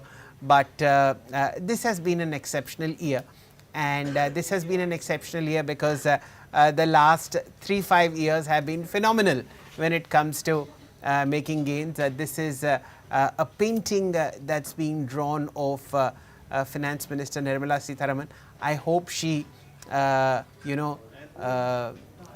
this. This is the rupee symbol that's also drawn with her, and with that arrow up, it seems that the painter wants to show that the rupee will appreciate. That is not really good news for the markets, because the markets are looking for the rupee to depreciate. Arunji, given the backdrop that you've mentioned in terms of your expectations of the broader market, is it that in 2025 you will not come out with a shopping bag, or you will buy piecemeal and you will buy only relatively undervalued assets? Sir, we have a market share which has got more than 7,000 or 8,000 listed stocks. Add another 100 that come in through IPOs.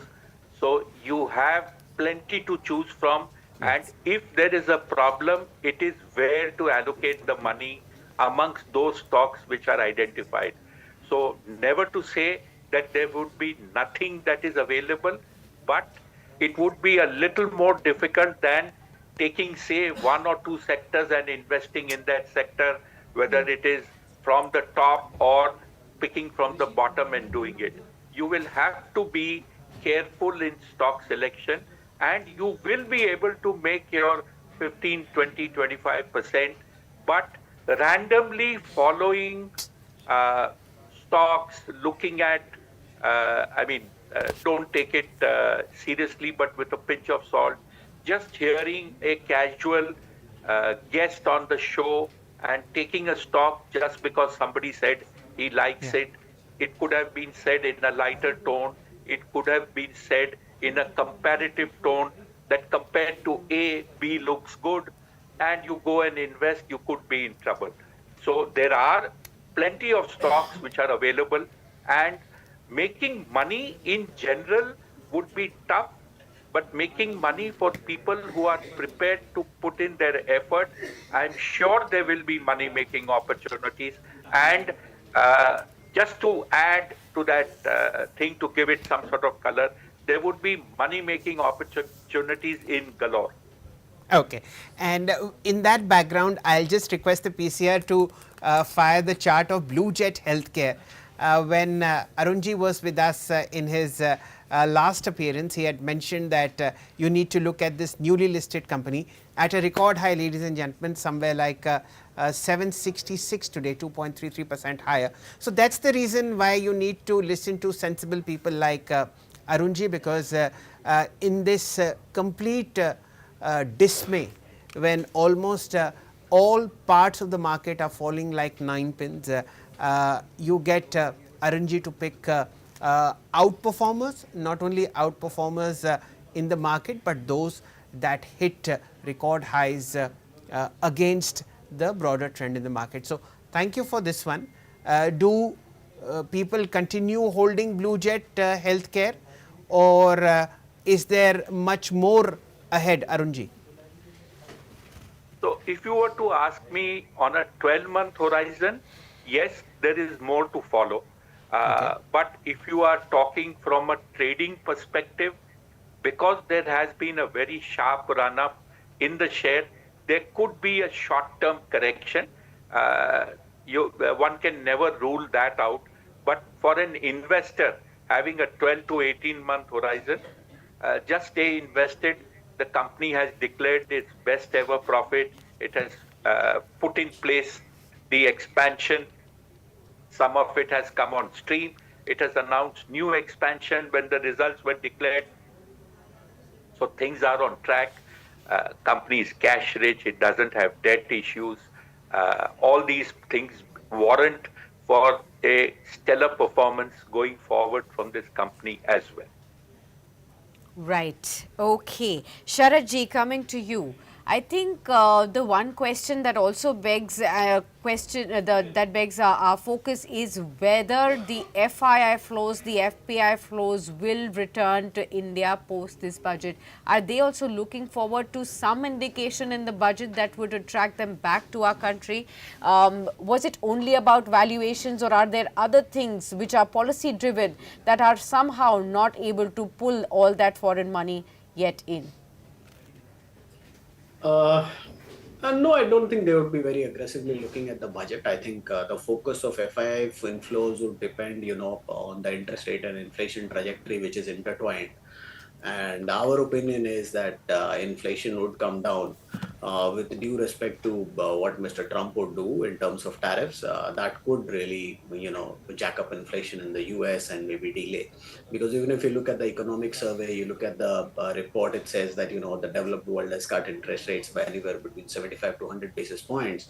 But across the 10-year government securities, and even in the developed world, you have not seen any correction. Actually, the 10-year government yield remains steady because people are expecting that, Trump coming in, tariffs basically coming in would keep inflation high even in the US. So that might not result in a, sustained lower interest rate trajectory for the US. But I think till now, whatever tariffs he has spoken about is in a very calibrated manner. It's not something that you are going out with 40-50% tariffs all out of sudden. So I think it will be in a calibrated manner, not pumping up inflation in a jitter. And that should result in a sustained lower interest rate regime in the developed world further. And that should help, flows into emerging markets. So I think the large trigger would be how the interest rate trajectory shapes out, particularly the 10-year government security yields in the US. And I think that would sustain the momentum, bring the momentum back for FII inflows into most developing markets, more so for India. But certainly, I think the local level growth rates, even the economic survey hasn't really posed a very healthy growth rate for the future. So that is a problem area. So unless and until growth rate also picks up, I think that will be something they'll be looking at. And the quarterly numbers over the next quarter or so might be optimistic. So that might bring back FII inflows. But the big trigger, I think, would still be interest rates and the inflation trajectory in US. Right. Thank you so much, Sharadji. And I think we should get you in the morning shows as well. Thanks to you and your presence, the markets are turning a darker shade of green. All indices are now in green. The top performing stock index at the moment is the most beaten down earlier, which is the realty space. So this is again a play on the budget, which is expectations on the loan front in terms of housing loans, maybe tax incentives are on the way. So that's how it is. Advanced decline is now 1,590 shares versus 551 that are in the green. Arunji, coming back to you, in terms of sector specific changes which the government might unveil in this budget, what are the one or two industry spaces that you are looking for given the political backdrop of this budget? Oh, yeah, it's a very easy question, and I normally would expect Shell for you to give me tough ones. We have one neighbor, quite small in size, but who's sort of acting a little tough and trying to bully our country. For them, the key sector is textile. I believe to put things in perspective on the political front, score brownie points and whatever else you need, uh, incentives for the textile sector are certainly going to be there. I believe this could be a sector to watch out for post the budget. There could be a PLI scheme which comes in for new investments in this sector and for India to regain its rightful share in the global market as far as textiles are concerned. I believe this is one key sector to look forward in this budget. Besides this, the usual play, infrastructure, railways, defense, make in India, all of this will want to just see that key number. How much has the allocation to these sectors gone up? There is no way that wagons will not be ordered. There is no way that you will have new tracks being laid out, etc., etc. All this is absolutely given. One other sector that could be a real booster from a stock market perspective is drinking water and sewage treatment. We want to have cleaner cities, people to enjoy better hygiene, etc. So all those companies involved in providing drinking water and treating of sewage could get some sort of an uptick in this budget where the allocation is increased and incentives are given for doing projects in this sector. Right.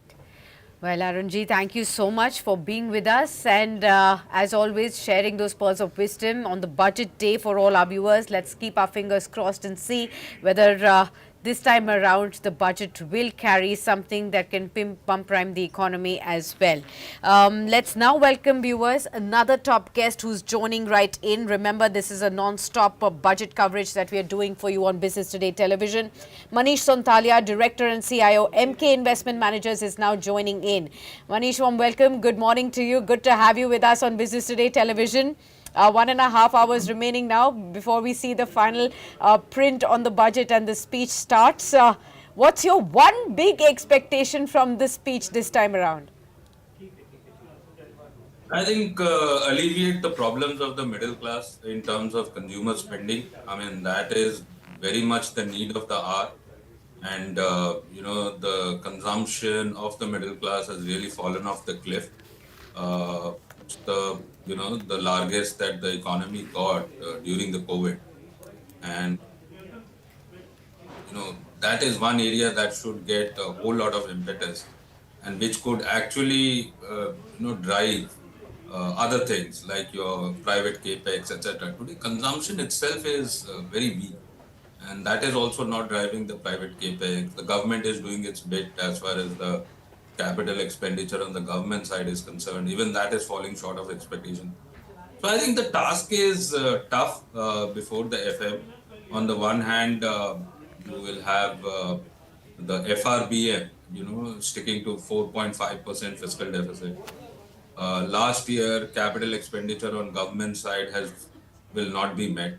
I hope that number 11.11 lakh crores, gets whittled down to at least 10 lakh crores, if not 11 lakh crores. And on top of that, you build in something like a 20% sort of an increase in the capital expenditure. I think these two things will, sort out most of the problems as far as the markets are. Namaste Manishji, a very warm welcome. Shail this side. It's always a pleasure to listen to your well thought of views. At this point of time, in the PMS schemes that you have, what is the level of cash that you've raised, and are you looking to deploy it fairly soon, or will this be, a painful 2025 for bulls? I mean, it's common knowledge that unless and until something drastic happens in this budget, FY26 is likely to be a year of consolidation.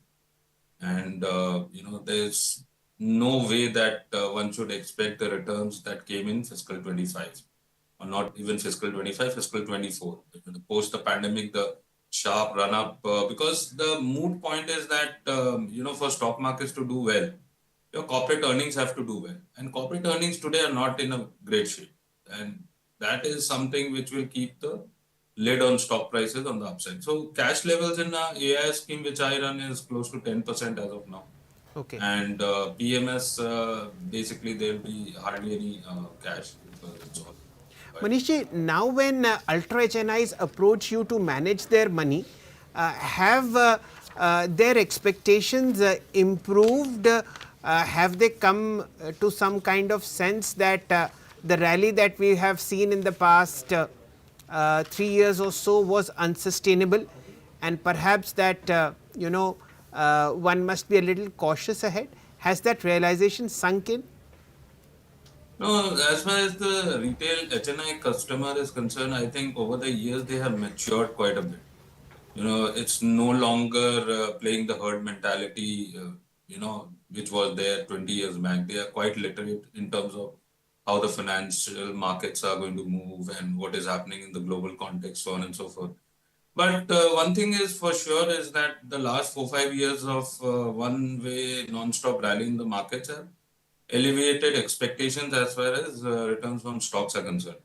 I think our job as fund managers is to set the expectations right and not keep elevated expectations of something like doubling every 2 years in terms of returns, etc., because that is quite far-fetched from the long-term returns standpoint which India has offered. Unless and until something very drastic happens, path-breaking reforms, etc., then it's a different trajectory. But I think as we see things as of now, I think even if we get a 15% on the Nifty 50 for FY26, it should be a very good return to look at when it comes to fiscal 26. Put down expectations, 15% would be a good one to see on FY26 in terms of returns on the Nifty. We also welcome Mr. Devin Choksi, MD of DR Choksi Finserv Private Limited, now joining in. Warm welcome to you, Devin sir, and thank you so much for taking the time out. Well, the budget day is yet again here. Do you think this budget has in it to do something for the markets that could not only help it retest the previous highs, but also probably go beyond it? Or do you think it's too much to ask from this budget? Sakshi. Well, I don't think that it is too much to expect. I think economy is absolutely, on a firm wicket, which is a good sign. And what government has to basically take care of is few things. One, they lacked in implementation of whatever the measures that they announced in previous budget, particularly on the infrastructure spending side. If they end up putting up their acts together and start implementing whatever they have allocated, I believe that that would be the reason for kickstarting the economy and economic growth. I wouldn't be surprised if they do the allocation of around 12 to 12.5 lakh crores for infrastructure, as against 11.10 lakh crore which they had allocated in July 24 budget. And then efforts will be to implement that infrastructure program. That is what I believe will happen. Second most important aspect, they are tightly working on the roadmap given for fiscal deficit, which is fundamentally important. If they must bring down the inflation, if they must bring down the interest rates, I think they will have to work on the talk that they made on the fiscal deficit side, which is 4.5% target for this financial year. In my viewpoint, I think that roadmap would be available. The third point where I believe that they are holding significantly high level of opportunity is in the area of already announced programs in renewables, in semiconductors, in cloud computing, particularly data center related activities, and among all, I think the entire AI space that we are talking about. So in each of these areas, they would probably end up attracting significantly large sum of money. That is what my take is. Should that happen, I think this budget will cheer the market. The pictures that you see are Finance Minister Nirmala Sitharaman briefing her cabinet colleagues, including President Murmu, on the outline that the budget document will have, which is right there in front of her. And from here, she will head to the new parliament to unveil the budget. I think those are the images that you are seeing. She's moving from the Rashtrapati Bhavan towards the parliament, but the markets are off to a flyer. This is the 5th day of gains. Actually, yes, this is the 5th day of gains, and the index itself is up 55 points, 23,563.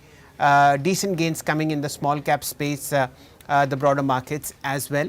And it's the PSU defense basket which is the top performer. Look at how Massgaon Dock is up 3.5%. You have a strong gain coming into Garden Reach Shipbuilders, which is up about 3.5%. Again, HAL, BDL, BEML, all of them showing very smart gains. Devin bhai, is this space, the defense sector, still a hunting ground for you, or are valuations still to correct?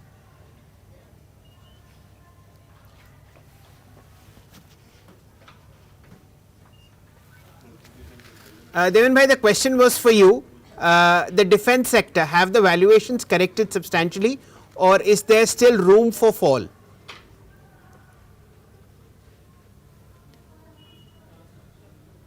I think there's an issue with the connection with Devin bhai. Manish, this question again comes back to you. The defense space, how do you see it at current levels? Have the prices corrected substantially, or is there more to go? Shailendra-ji, railways and defense are flavors during budget times, and today is no exception. But having said that, I think valuations still are quite low. You really don't have too much of leeway as far as the spending side of things are concerned. FRBM of 4.5% fiscal deficit and 6.3% real GDP growth can't build in more than 10% revenue growth. Your capital expenditure at best could be 3.3% of your GDP. And that would include all the spends, right? And, where is the leeway to increase, spending on defense, etc., substantially?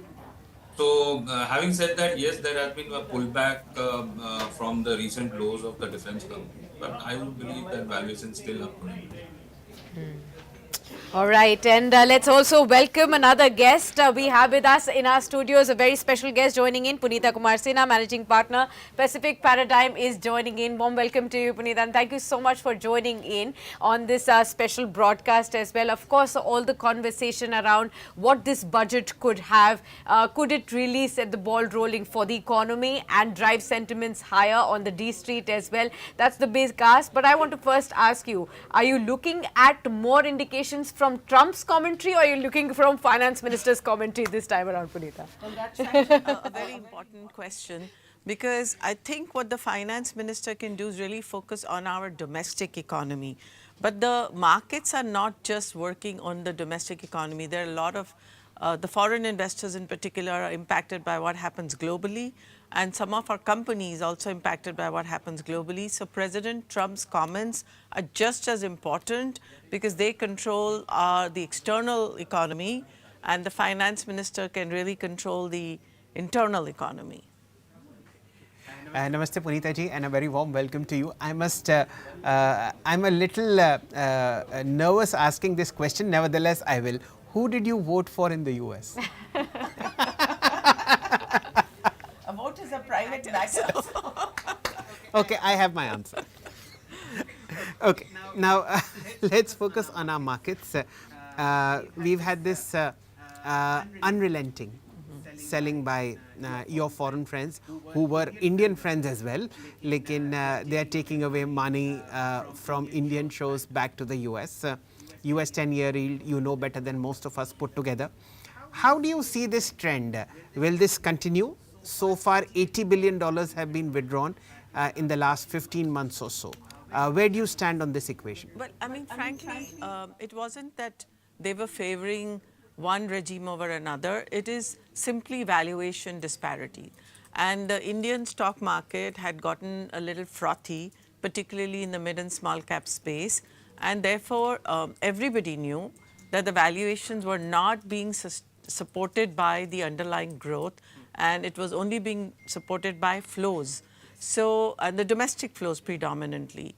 And the domestic investors don't have alternatives the way foreign investors have. The foreign investors can invest in China, they can invest in other emerging markets, they can invest in the US. There's just like a much bigger pool that to choose from. The opportunity set is far larger. So when you see valuations in India that are unsustainable because of what the growth and the earnings numbers were turning negative, earnings estimates were negative. So that's the reason people moved away, the foreign investors who could move away. And when if the market corrects sufficiently and the valuations become attractive enough and the growth story is supported and maybe today's budget may support some of that, then the money will start flowing back in. But right now what is important is that even our domestic investors are getting more cautious, and if you look at the SIP data, that is also showing that it has slowed down considerably. So a lot of investors are out of the market, especially the speculators, and are sitting on the sidelines waiting for some good news. Absolutely. Let's get also Devin sir back into the conversation. I think he can hear us now. Devin sir, I think we're asking what exactly can we expect from the budget, what can push the markets higher, but let's also focus on what could be a dampener. What is it that we should not be getting in this budget document? What should the finance minister refrain from doing? What would that be? Well, I think majority of the focus is basically on managing the fiscal deficits. And I'm talking about combined fiscal deficit between the state and the center. If any further freebies are given, which would lead to unmanageable fiscal deficit, that would be a disappointment. And that can possibly significantly affect, I think, the inflow of money from the foreign sources as well. So I will believe that I think the government and the finance minister probably will not tinker around with such kind of approach, wherein probably they would expand the deficit. On the contrary, I think they would try and bring down the deficit to 4.5% as we were talking about. Second most important aspect is it is expected that you raise money by way of selling some of the capital investments, particularly the PSU stocks. So far, I think this has disappointed the market. It has not happened. For some reason, I think if they have a roadmap ahead, in the sense, I think the market will probably accept this as a positive move as well. And that has a potential to attract a lot of new investment in the country, because that raise of money would definitely mean that the fiscal deficit will come down from what it is currently. So I would rather look forward to both the possibilities, more the possibilities at this point of time. Your view, Punita, on this very touchy topic. What should the finance minister not do from 11 a.m. onwards? You're talking specifically with respect to capital gains tax, I suppose. See, my view is slightly different. Having invested in other countries as well as India and even the US, the retail investors there are taxed higher on long-term capital gains, particularly in the US, and also the short-term capital gains tax is higher than what it is in India. So while the markets always hate increase in capital gains taxes, you also have to look at the state of our economy and the fiscal situation and the wealth creation that has happened in the financial, equity investors' hand. So there is a rural sector that's in distress, but then there is this whole equity market investor that has had significant wealth creation. So if the tax, you have to increase taxes somewhere. You can't keep penalizing the salaried employee. So if you increase the taxes here, it is actually better for the economy, may not be good for the stock market in the short term, but it will be a good source of revenues, and the market will absorb it eventually. Because if our earnings grow and the companies do well, then the equity markets will bounce back at some point. Do you think, Punita, then there is a case to probably relook at the STT? Are we also being overtaxed when it comes to equity as well? Should there be a case to abolish that at least? Well, it depends on, you have to balance the whole basket and see the mix, how you want to shift the mix and what will get better revenues for the government and what will hurt the least for the retail investor. I think it's a balancing act and it can be done. And it can be rationalized to some other jurisdictions. So, and I think maybe the markets won't like it short term, but eventually I think they'll absorb it. These are the views that are coming in from the parliamentary building, and that's the motorcade of Finance Minister Nirmala Sitharaman heading towards Parliament, where she will be talking about the budget document 1 hour 7 minutes from now. Let's get Manish Bhai into the conversation. Manish ji, where do you stand in this debate? Should there be a combination of STT and long-term capital gains tax still to be deployed for better tax realizations, or does one have to go? Shailji, I think, foreign investors have really been very, not very happy about the capital gains tax that has got introduced. So, in any case, if you can reduce the capital gains tax, nothing like it. The markets are going to fly, and there is going to be absolute stopping of the selling that has been relentless from the foreign investors' point of view. Even the domestic investors will like it. But the best that can happen in the current situation where there is a clamor for resources, I don't think there's any tinkering of capital gains or STP that is going to happen. The best that can be done is just leave it untouched. And, that is the best that you can expect in this sort of a scenario. And I think one aspect that should be clearly avoided, but it's very much plausible, is that the government during the COVID actually reduced corporate tax, anticipating that private capex will pick up. But there's not been too much of significant pickup in private capex. And if you read the economic survey yesterday, and has been a direct hint that at the corporate sector that you should be lifting the ante along with the government when it comes to upping the private capex. So this is one expectation. So I just hope that in order to balance the budget, there is no increase in corporate tax rate. Because, if you have to stick to FRBM, if your revenue budget can't be more than 10%, your real GDP growth is at 6.3, and your capital expenditure, even at 3.3% of GDP, 12 lakh crores, anticipating a 20% increase on 10 lakh crores, the number which you will see for FY25. I mean, there is, and not too much of disinvestment happening because nothing really picks up as far as disinvestment is concerned. So I think two things will matter. One is the dividend that will be declared, that will be paid by RBI to the government, and the balance will be basically corporate tax. So these will be the two areas where there's going to be a lot of juggling that is anticipated as far as the balancing of the budget with 4.5% fiscal deficit is concerned. Okay, I think Manish makes a very valid point when he says that the leeway that the finance minister has in terms of raising fresh revenues and giving relief to sections of the markets seems to be very less, and she has a tough balancing act to follow. Punita, the economic survey very clearly mentions that it's the private sector which now needs to pick up the baton from the government and start its capacity expansion. It hasn't done so in the last 3.5 years, despite tax cuts. Where do you stand in this argument? Do you think that corporate India has let down the economy, or is it because cheaper assets were available via the NCLT, which they could buy instead of create fresh capacity? Well, the thing is, now I'm on board many companies on the private sector, and there it's not like the companies are avoiding investing. They're continuously looking for opportunities. Every company knows that the Indian consumer is a growth sector, and they are continuously finding ways to grow their companies and their bottom lines and their top lines. And so to the extent that they can find a rational return on any investment that will get them more profits, they will make that investment. So, for instance, in steel, I was on a steel board, and there they were looking to expand capacity rapidly.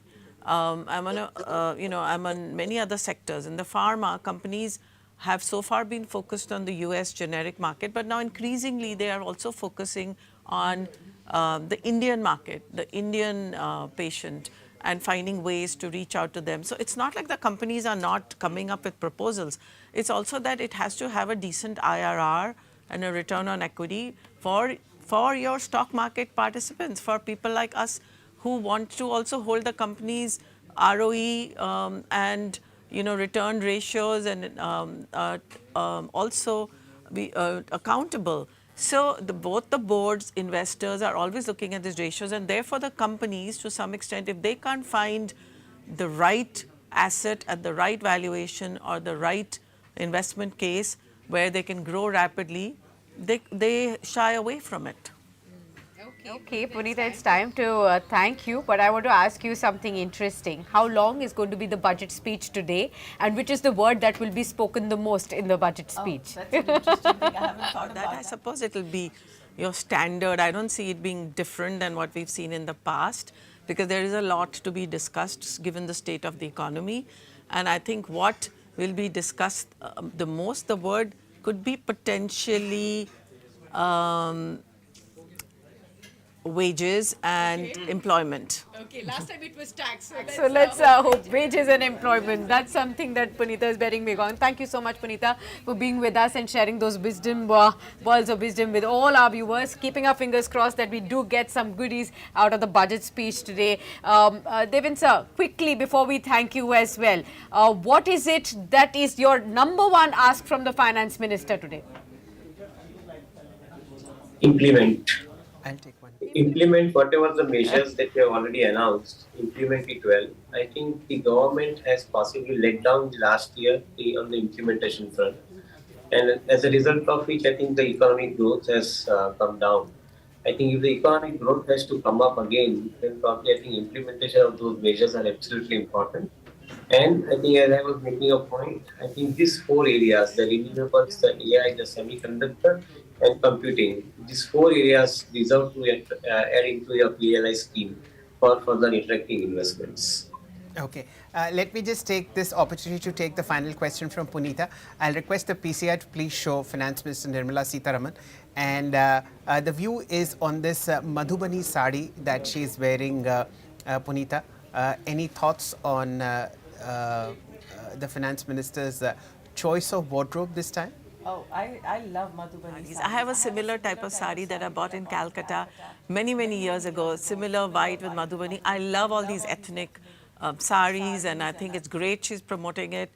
And I think there'll be many more sales hopefully coming from this. Which sari is President wearing? What is that kind of a sari, since you talked about your knowledge about saris more than me on the show?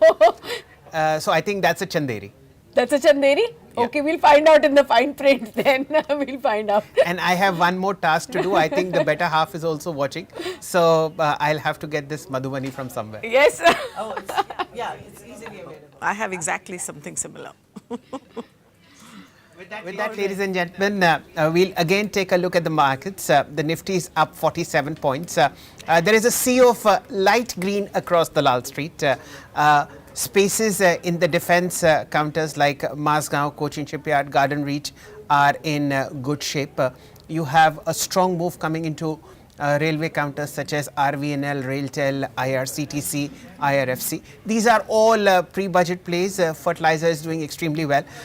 Let's hope that the worst is behind us and that this budget document unveils something to look forward to from February 2nd onwards, in fact from 1 p.m. onwards, and this 5-day rally that we've seen now moves into a better and higher gear. All right, viewers, it's time to take a very quick break, and we'll be back with another set of panelists. And don't go anywhere. Next 1 hour is going to be a discussion on what the budget document will be. Countdown has begun. We are inching closer to the final time. 11 a.m. is when Finance Minister speaks. Stay tuned.